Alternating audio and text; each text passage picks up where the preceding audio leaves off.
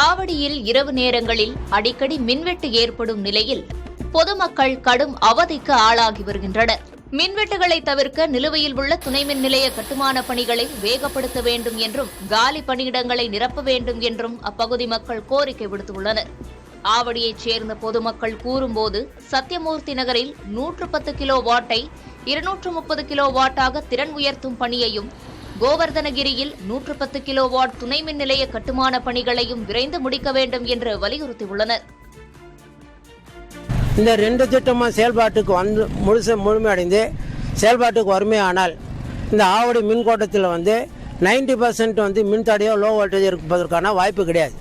ஆகவே சம்பந்தப்பட்ட மின்துறை அமைச்சரும் மின்துறை செயலாளர் திரு ராதாகிருஷ்ணன் ஐஏஎஸ் அவர்களும் இந்த விஷயத்தில் தலையிட்டு உடனடியாக நடவடிக்கை எடுத்து இந்த வேலையை குதிரை வேகத்தை நடந்து உடனடியாக முடிக்க வேண்டும் என்பது ஆவடி பொதுமக்களுடைய எதிர்பார்ப்பு.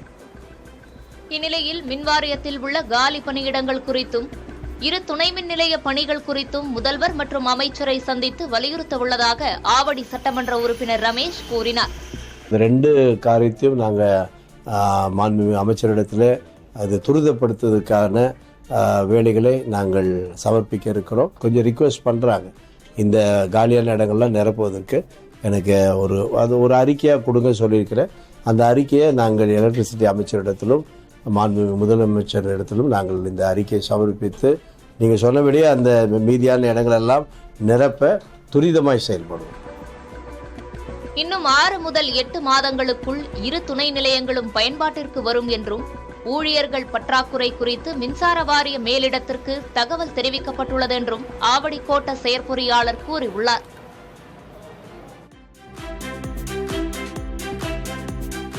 தமிழகத்தின் தற்போதைய மின்வெட்டு பிரச்சினைக்கு தாவேக அரசின் மோசமான நிர்வாக சீர்கேடை முக்கிய காரணம் என்று திமுக முன்னாள் அமைச்சர் செந்தில் பாலாஜி குற்றம் சாட்டியுள்ளார்.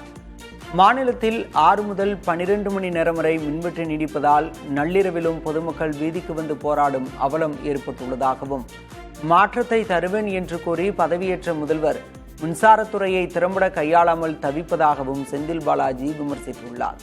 மின்வெட்டை தடுக்க தாவேக அரசு ரீல்ஸை மறந்து ரியாலிட்டிக்கு போர்க்கால நடவடிக்கை எடுக்க வேண்டும் என வலியுறுத்தியுள்ளார். செந்தில் பாலாஜி மின்வெட்டு குறித்து பேசவே தகுதியில்லாதவர் என அமைச்சர் நிர்மல்குமார் பதிலடி கொடுத்துள்ளார்.